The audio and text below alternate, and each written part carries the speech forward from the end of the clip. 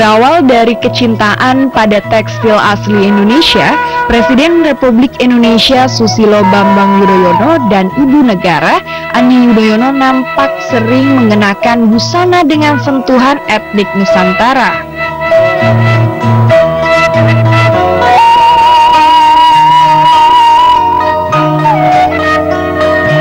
Kemeja dan gaun tenun pun terlihat dikenakan dalam beragam kesempatan oleh Bapak dan Ibu Negara. Salah satu busana yang terlihat familiar dikenakan adalah busana khas karya tenun gaya. Pilihan warna yang cerah, perpaduan motif papan di dada dan kilau sutra pada bahan yang dikenakan pun memikat pandangan saya. Saya jadi semakin penasaran nih dengan tenun gaya.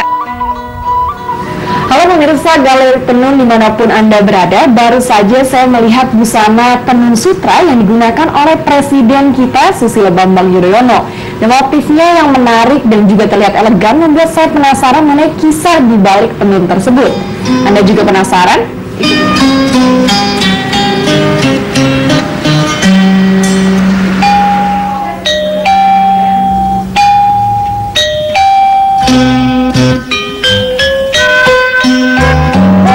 Berbekal rasa penasaran, saya pun berangkat menuju butik tenun gaya di Bilangan, Jakarta Selatan. Terletak di jantung ibu kota, tak sulit untuk menemukan galeri tenun yang sudah berdiri sejak lama ini.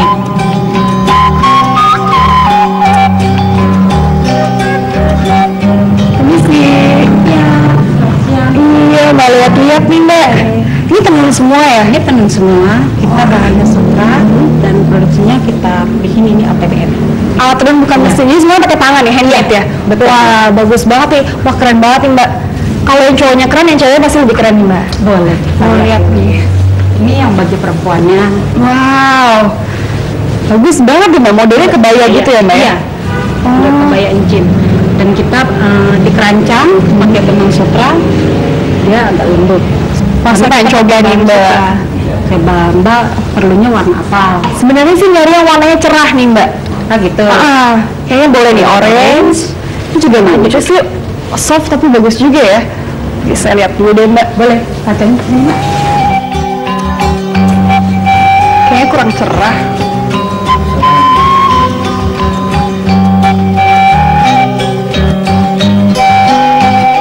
Mbak, Coba makin orange sih.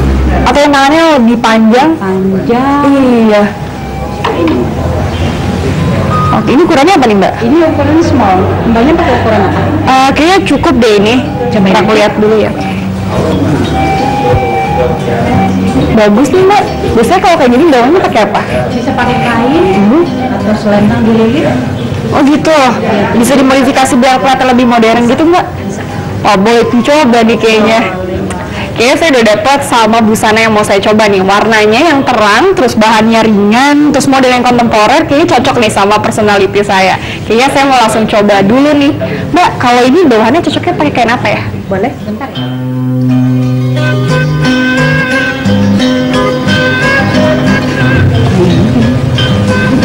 Oh iya.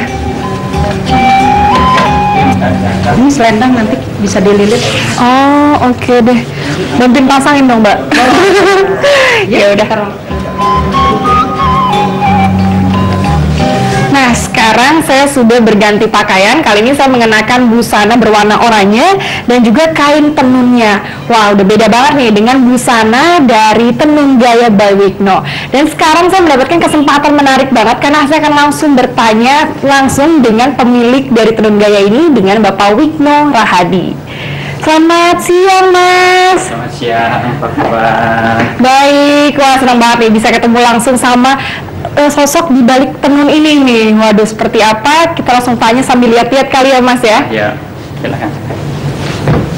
Ya, jadi ya kalau melihat dari tenun yang lagi Lagi in nih ya. ini ya, itu adalah memang songket. Songket. Ya. Jadi memang, nah ini saya terinspirasi dari songket motif-motif Palembang. Wah iya sih benar banget. ini. Terkenal kan sama songket. Songket ya, naga, tapi ini kan lembut ya. Nih. Benar sekali. Beda banget sama tekstur dari songket biasanya ya Mas ya. Ya. Tapi sebelum itu saya mau nanya nih, kenapa sih namanya tenun gaya gitu Mas? Tenun gaya itu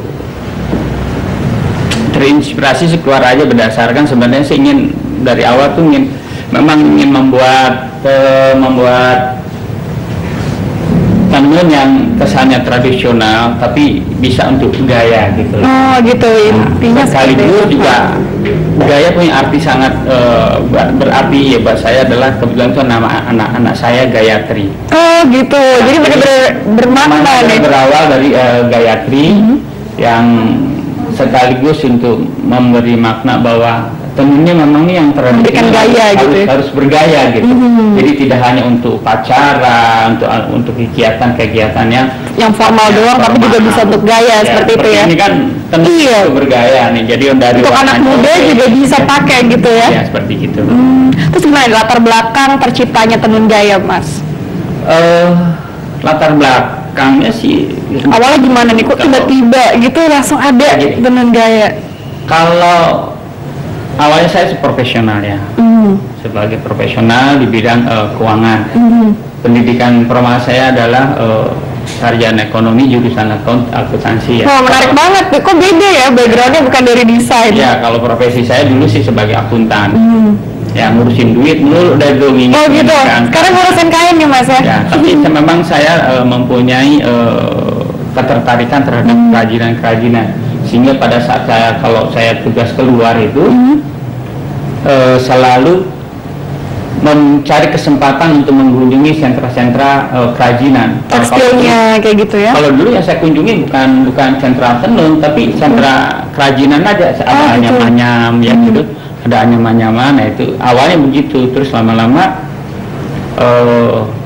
tertarik dengan kegiatan tenun itu adalah pada bermula saya bekerja di industri benang sutra. Oh gitu, jadi awalnya lihat pabriknya dulu berarti ya? Jadi saya bekerja di industri benang sutra, banyak berhubungan dengan pengrajin tenun, dengan pengrajin batik.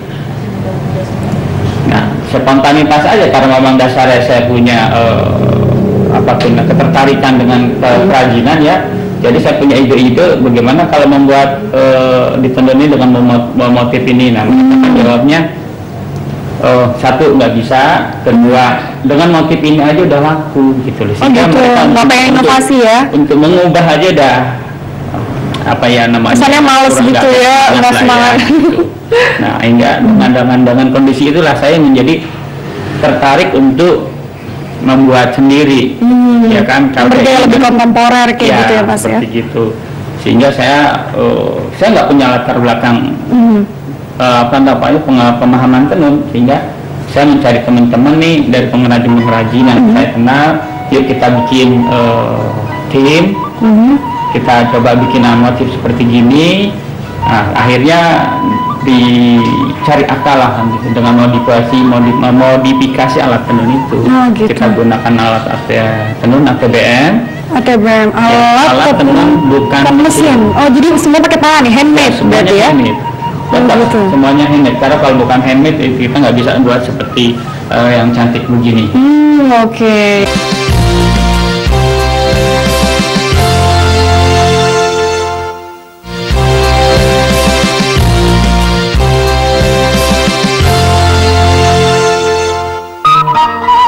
Tenun gaya, tenun sutra cantik yang menarik perhatian saya. Salah satu karya yang berhasil memadukan etnik dan modernitas menjadi suatu karya mengagumkan. Sebuah mahakarya penuh inovasi, namun tak memudarkan cita rasa tradisional nan unik. Dan saya pun menemukan ramuan kreativitas itu pada selembar kain karya tenun gaya. Sudah 1.700 motif tenun Nusantara yang dikembangkannya. Nah sekarang saya mau nanya nih Mas, dengan pakaian yang saya pakai, ini motif dari tenunnya seperti apa sih Mas? Apa namanya seperti itu? Ya, kalau ini sih motif, kalau berangkat dari motif yang dipakai ini ya, ini motif inspirasi dari salah satu motif songket yang dianggap ke tenun. Nah terus saya kombinasi dengan motif patchwork. Ini tekniknya patchwork. Ini sisa-sisa kain, sisa-sisa kain yang saya olah lagi, disusun lagi satu-satu menjadi motif seperti ini. Bagaimana kita memadu padan warna? Memang yang sangat sulit adalah dengan sisa-sisa itu memadu padan supaya kelihatan serasi. Gitu. Nah, kemudian dipakai di bawah ini adalah sebetulnya ini selendang. Nah ini selendang ya, ini terinspirasi daripada tenun rangrang Nusa Penida Bali. Nah kemudian yang digabung dengan motif kontemporer. Nah ini yang pada tahun 2012 itu dapat penghargaan dari UNESCO.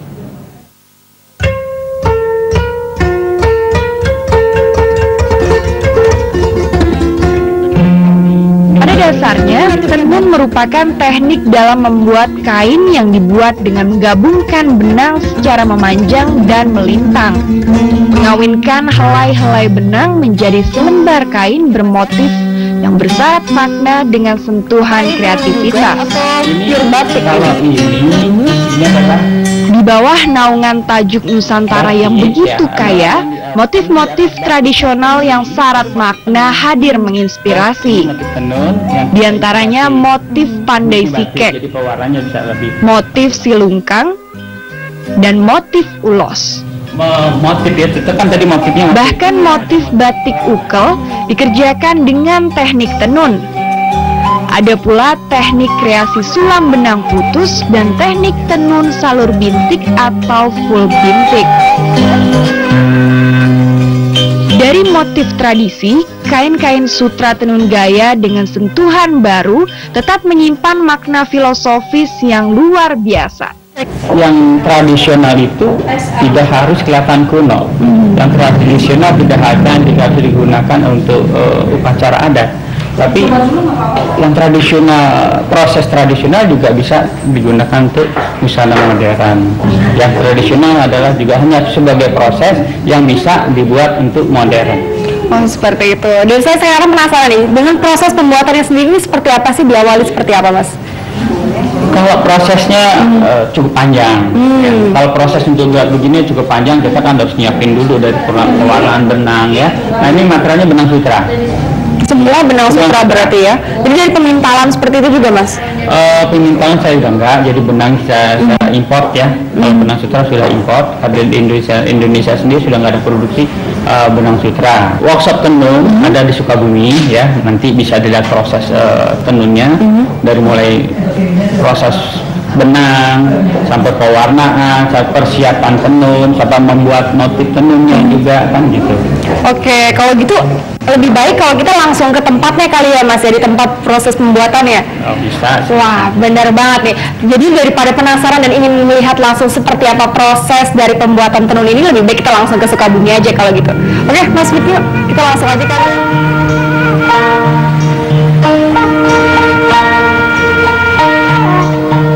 Perjalanan ke tempat pembuatan tenun di Sukabumi menjadi perjalanan tak terduga bagi saya.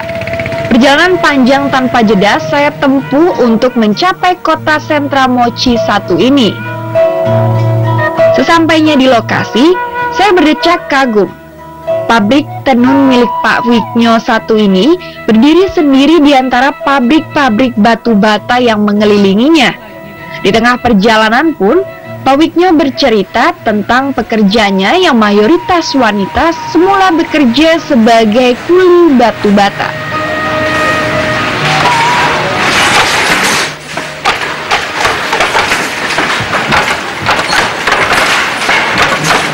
Bersama Pak Wiknyo, saya pun diberi kesempatan untuk mengetahui cerita panjang di balik selembar tenun.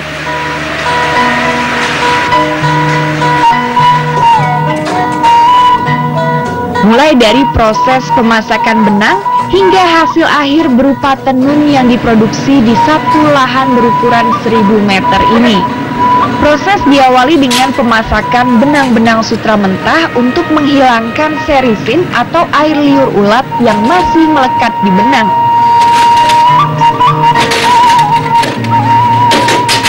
Setelah direbus 5 hingga 6 jam, serat serta benang pun menjadi lemas, kenyal, dan tidak kaku.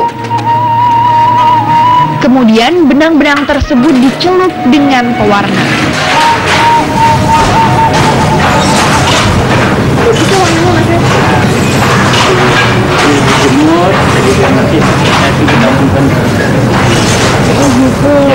Bagus banget, warnanya cerah-cerah banget yang dibuat.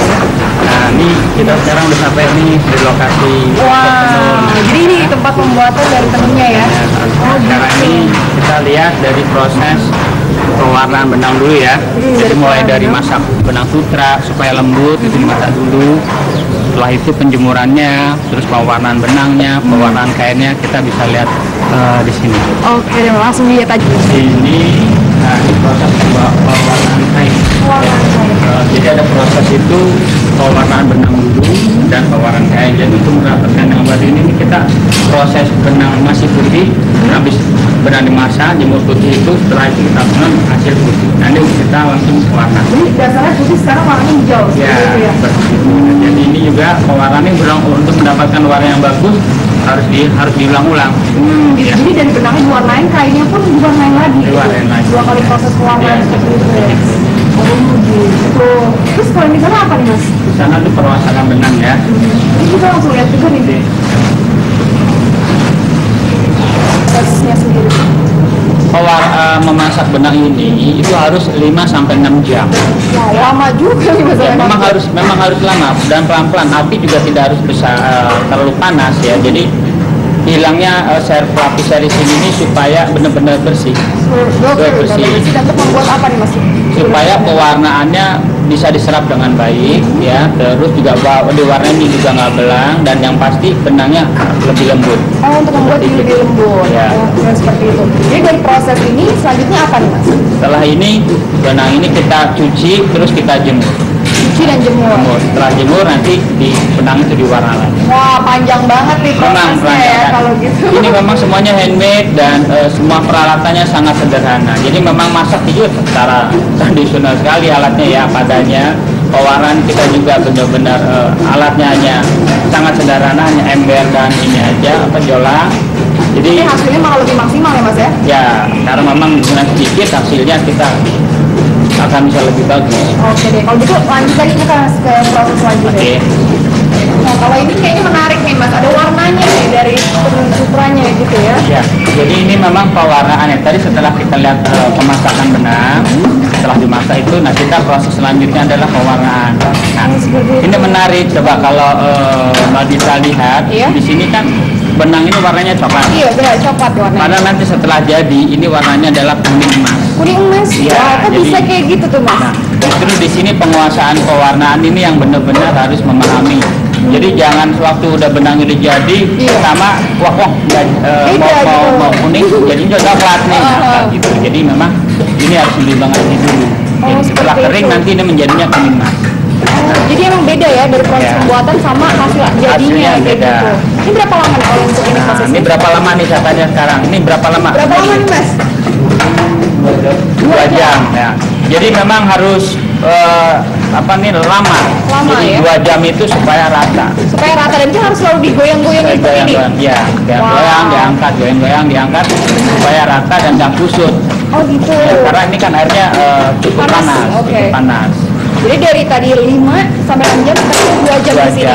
Ya. Perjalanannya panjang sekali. Panjang memang panjang dan perlu waktu yang lama. Itu dia. Ini juga terbatas. Ini warna kita ini berapa kilo warnanya? Nah, hanya 7 kilo. Jadi 2 jam itu hanya menghasilkan 7 kilo. Oh gitu. Alatnya memang sederhana ya. Dalam satu hari berapa banyak ya diproduksi warna? Satu hari rata-rata kita mewarna dua warna aja. 2 warna saja. 2 warna aja. Gitu. Tapi rutin 2 warna setiap hari, itu ada ganti-ganti warna yang kita buat. Oke. Selanjutnya apa nih Mas? Selanjutnya ya, nanti kita setelah ini kita lihat yang dijemur, benang yang diwarna, kain yang diwarna, kita lihat proses jemur. Oke, lanjut nih kalau gitu. Iya.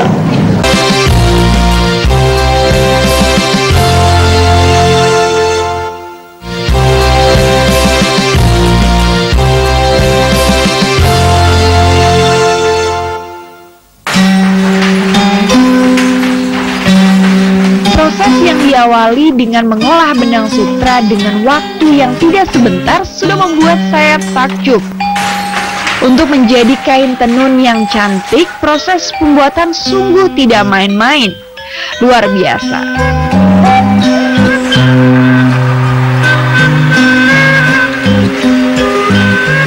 Saya beralih ke gedung lain yang gaduh dengan suara alat tenun alias ATBM atau alat tenun bukan mesin yang digunakan oleh Pak Wigno dalam memproduksi kain-kain tenun sutranya. Wah, akhirnya kita sampai juga nih di proses penenunan ya Mas ya. Iya, di sini justru tadi setelah melihat proses celupan, persiapan tenun, ya sekarang kita udah mulai masuk ke proses penenunan. Ini disebut ATBM. ATBM, Alat tenun bukan mesin. Alatnya unik nih ya. Ya, ini saya modifikasi. Ya. Jadi ini ada modifikasi seperti ini, modifikasi seperti ini. Nah, memang cukup rumit, tapi hasilnya juga bisa bagus. Jadi ini hasil inovasi sendiri ya? Ya, ini ya. Dari awal saya memanfaatkan, awalnya ini nggak terpakai setelah banyak nggak dipakai, coba saya gunakan di dengan ATBM. Kenapa dikombinasikan dengan Alat ini kita ini ada jakat, alat bantu membuat motif yang biasa digunakan di ATM. Nah ini coba kita modifikasi ke ATBM supaya kelebihannya kalau di ATM itu kan hanya satu warna, sangat terbatas. Tapi kalau di ATBM itu selain mengetenun kita juga bisa menganyam, ya kita dianyam juga. Oh, bisa menganyam juga? Kita anyam, kita